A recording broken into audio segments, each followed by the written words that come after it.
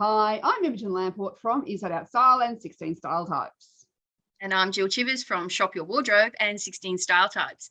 And today we wanted to chat to you about playing it safe with your style, what it means to play it safe, what motivates us to play it safe, what's the impact of playing it safe with your style. And this is not to say playing it safe is right or wrong. We've all played it safe with our style at some point in time. But sometimes it is a hurdle to get over, or it is something that is actually not moving us forward or serving us or making us feel good with our style. So we thought this could be an interesting topic since, it's universal. COVID has also, I think, introduced this idea of playing it safe. We have so many other priorities besides style. So, when is playing it safe actually the right thing to do? And when is playing it safe something that's kind of letting you down? And there's many other ways to think about, like, are we playing it safe as in, I don't want to stand out in my environment, or, I do want to, or I want to blend in, or are we thinking about, other sorts of elements where, like, life is busy and so we want to play it safe because we just can't think about anything beyond the immediate concerns of life. So there's lots of ways we can think about this as a topic that make it quite interesting. And I think personality really comes into this as a topic, because there are some of us who naturally just go towards playing it safe, that feels comfortable, and there's other personality types that really feel like that playing it safe is dull and boring, and the last thing they ever want to do is blend in, or they might even describe it as be a clone of, of everybody else. Yeah, absolutely. And this is also where that concept of authenticity, which of course is a boundless topic, that's also where that comes into it when we add in that personality piece to it. I mean, we've had women doing our 16 Style Types online program who said playing it safe, that element of stability, that consistency in style, that sort of that having that sort of train tracks that my style runs on is really important to me. It actually makes me feel like me. And when I try and copy somebody who's maybe a bit more flamboyant or dramatic or bold or creative or something other than that, I don't feel really grounded in my style. I can actually feel, we've heard this word, unsafe in my style.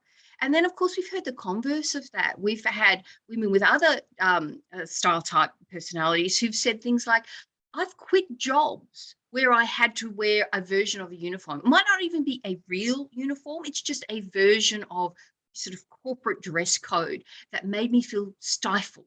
I didn't feel like me. And therefore, I didn't feel I was bringing my best self to my work. And I think that's so fascinating. The idea that what we wear can affect how we feel about ourselves to such a degree that it impacts our performance.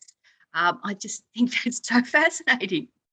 And it's interesting when we're thinking about this, isn't it? Where how, so there are different personality traits and different personality styles. So the need to stand out in some way or other. And I remember in training, I had one trainee and she had a really high need to stand out.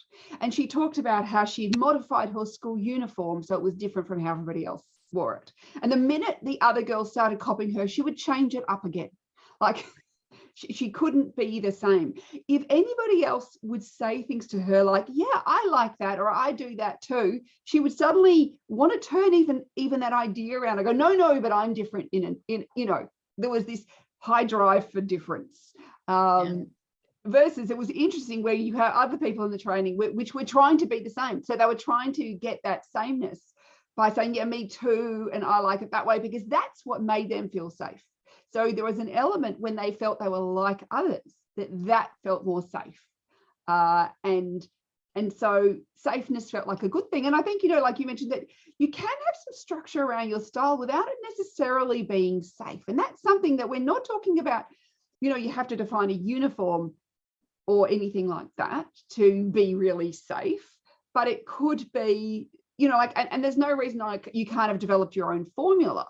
That doesn't necessarily mean it's safe, but sometimes I certainly know that I have some clients who will say things like, I want a very strict set of boundaries. I want a very they want rules. In fact, they would often even call them rules. where they want that much more structured, what I wear, and I have these much more defined limits around that. Versus these other people who may still have a set of kind of guidelines which they use, they figured out what works and what doesn't work. So they're still using the same principles, but it's a much broader expression. And you might not see that as so defined as other people. Yeah. And I think the other interesting thing is to think about, if I'm playing it safe, what does that mean for me? And you can even just separate it into, is it a positive or a negative at this point in my life? And, you know, when we were talking about this a little earlier, we were talking about the example you have of when you know you're going to appear on television, and how sometimes you feel that there are other elements that come into that choosing of an outfit that for you define playing it safe. Whereas for me, it's really about sort of dropping my level of awareness. And actually, I use the word lazy to describe, for me, when I'm playing it safe, I'm being lazy. I'm really not thinking about it. I'm not paying too much attention to the details. It has an element of throwing things together. And so our definitions, your and my definitions of playing it safe, are quite different. And I'm sure, you know, every woman has a different definition of what playing it safe means. So that's a big part of, am I playing it safe, is what do I mean when I say I'm playing it safe? So when you're thinking about you're dropping your standards as such, where you're playing it safe, what part of your personality is coming into play when you think about that? Well, for me, it really is about, I guess, acknowledging if I'm not feeling 100%. So it's really tied to my feeling state, and I guess more the shadow of my feeling state. So when I'm not feeling buoyant and resourceful and optimistic and all the things that I feel I am naturally, when I'm on sort of the flip side of that, when I'm feeling a little bit flat, uninspired, maybe a little bit poor me, or it doesn't really matter, a version of that is what I'm tapped into. And I think it's a very circular relationship, that if I were to choose something that were to lift me, that feeling state would lift. Or if I'm just choosing to accept that that's where I'm at emotionally, I can say, well, look, it doesn't really matter. I'll just go a bit sloppy today. Or I'll just I wear leopard print every day, as anyone who's met me for 30 seconds knows. I'll just throw on something, but it won't have that level of consciousness, that chosen quality to it. And I can feel just sort of sloppy, and like it's not gelling on some level. And sometimes I don't even know whether I could describe it to you. If you were to take a picture and say, right, point it out to me, I'm not sure I could do that. It's just an internal sense of, yeah, well, I'm wearing clothes and there's leopard print in there. So that's it. I'm done. And I might not, the other thing is not paying enough attention to grooming. I don't wear makeup every day these days, but I always do something with my hair because I do have terrible bedhead. Come out in the morning, it's all sticky around. And if I don't pay attention to that, I really notice it. So do you think, do you fall back on, so you don't have like a fallback outfit sort of thing when you're going, I just am not feeling it today, I've got these fallback outfits, I don't have to think about it, or you don't really do that? I actually have a bit of a uniform. I've thought about this quite a lot from earliest memories of really getting my style together. I really love the idea of a sense of a uniform, not a real uniform, but a version of the same thing. So on the weekend, we were out both days, and I actually wore a version of the same outfit both days. So on Saturday, I wore a pair of leopard print skinny jeans I had knee-high boots on, and just a plain, just supporting act top, and a faux fur in a plain color. I have more than one faux fur in colors. I mean, doesn't everybody? Anyway, so I was wearing my green one, the chartreuse. Then on Sunday, I wore a pair of plain denim skinny jeans with a pair of knee-high boots. I've got a chocolate pair and a blonde pair. And I wore a plain top, and I wore a leopard print faux fur jacket. It was exactly the same outfit. It just looked completely different because of the colors and the pattern. Yeah. And so for me, I love that. It really gives me a sense of continuity. and it gives me great confidence.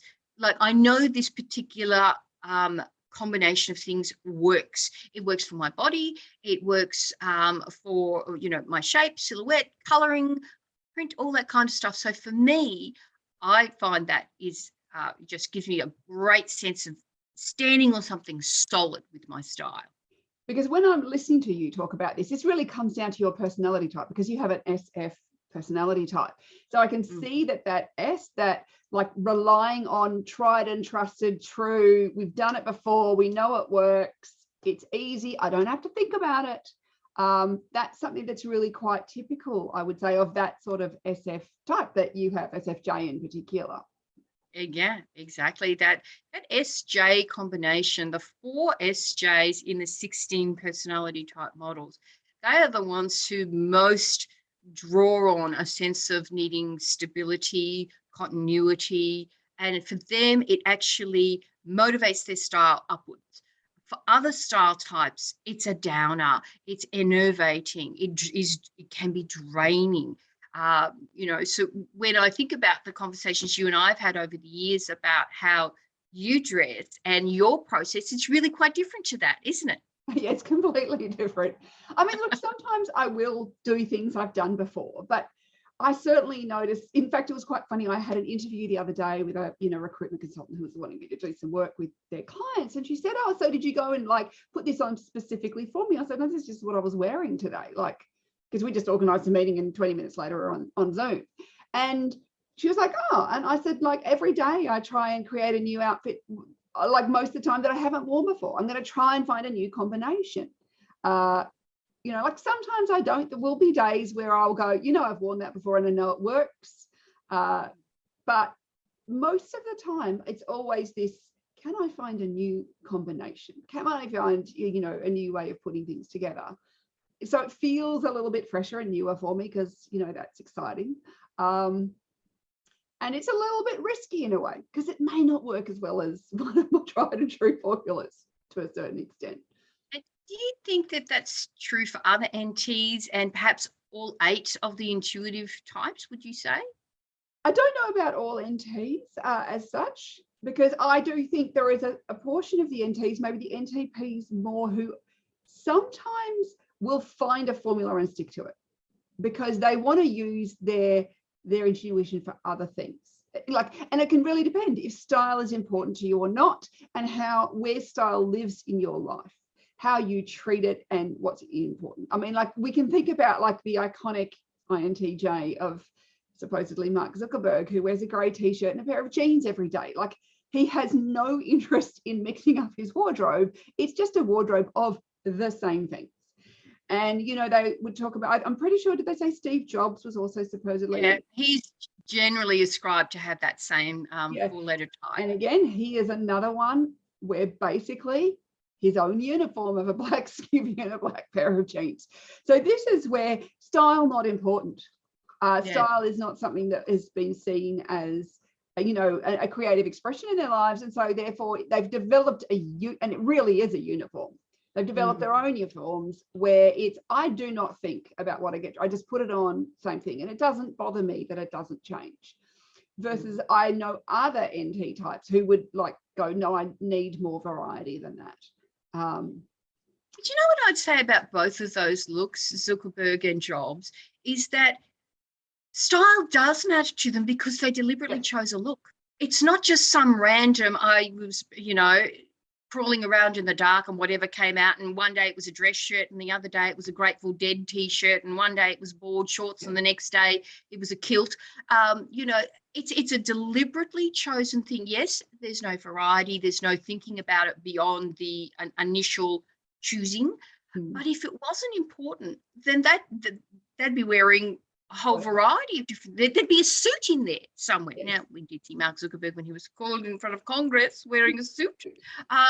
But you're choosing for yourself. And this is where this whole idea that style doesn't matter, you see, becomes ridiculous. It doesn't hold up to any scrutiny when you choose examples where there is that level of consistency, because obviously there's a degree of, I chose this look because it supports the life I'm living and the choices I'm making outside of this arena.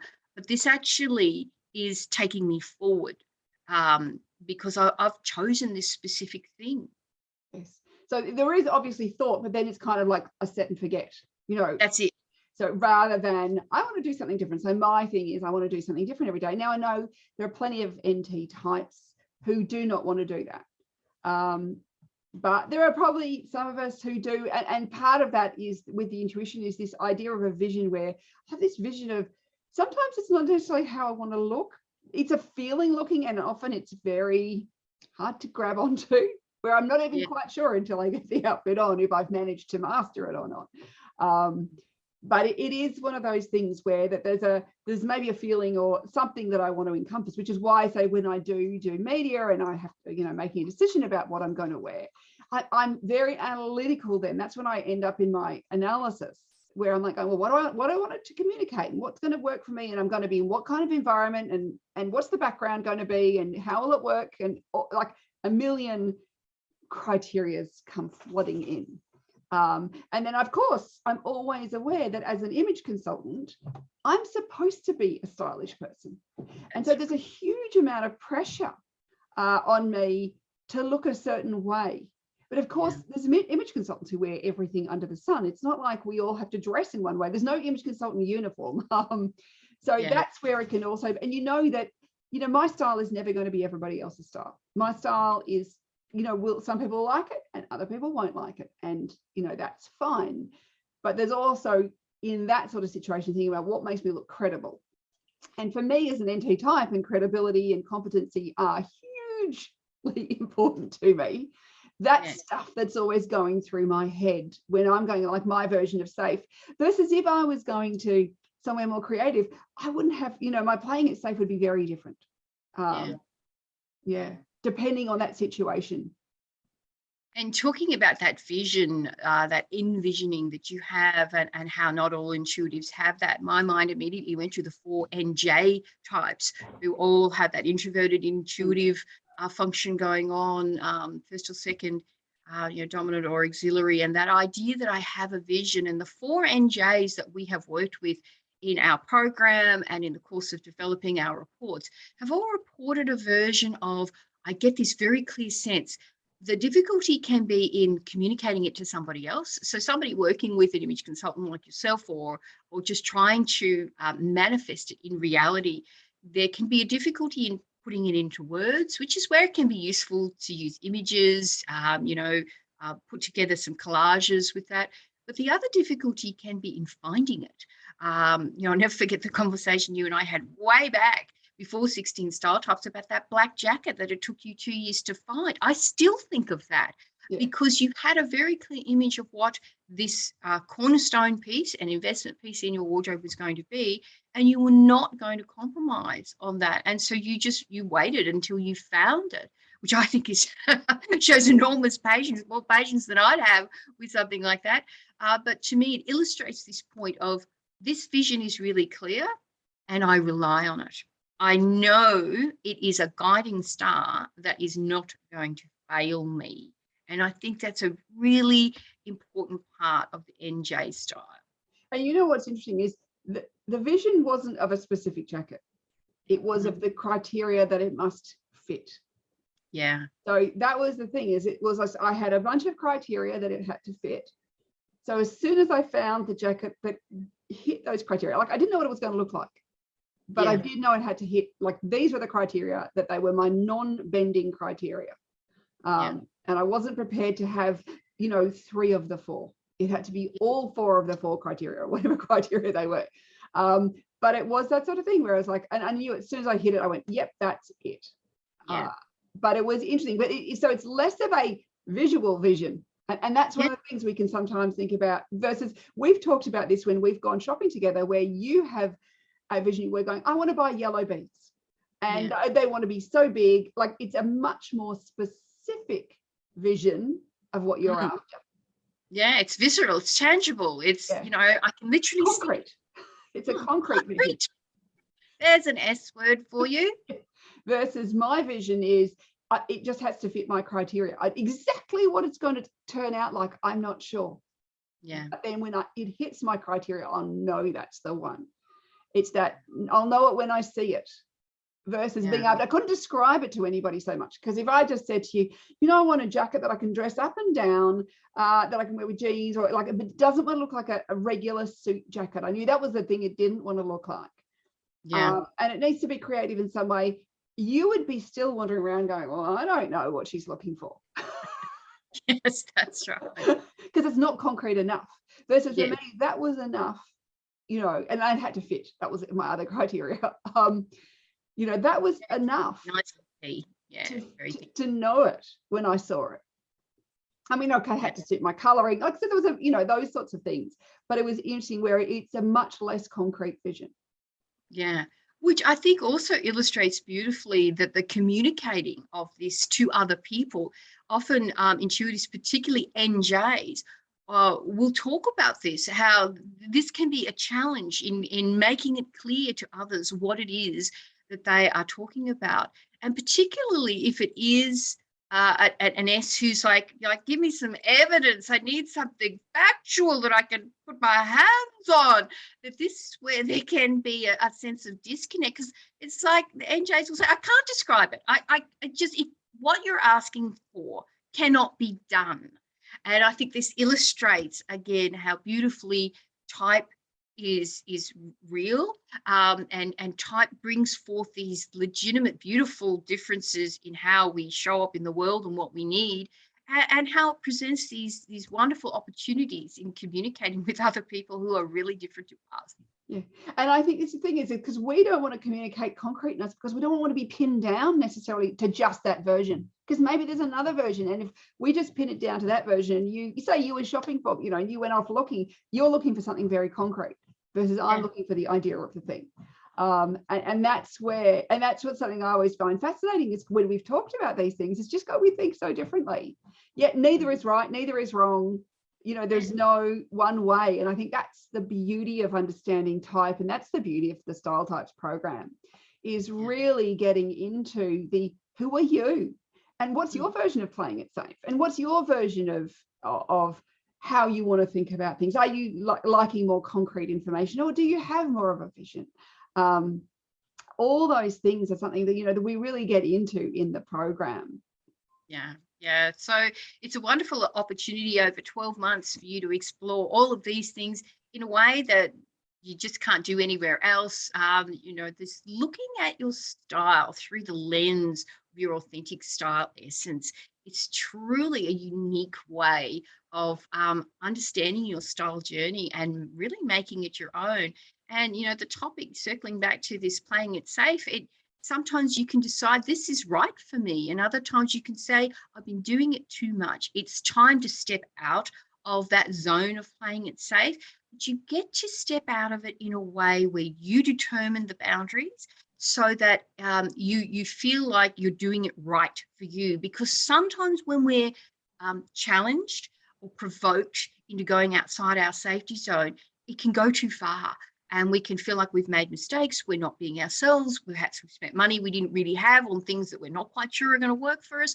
And so it completely redefines the whole idea of what playing it safe means, and gives you a really good set of handrails that you can use for making other choices with your style journey and with your style choices.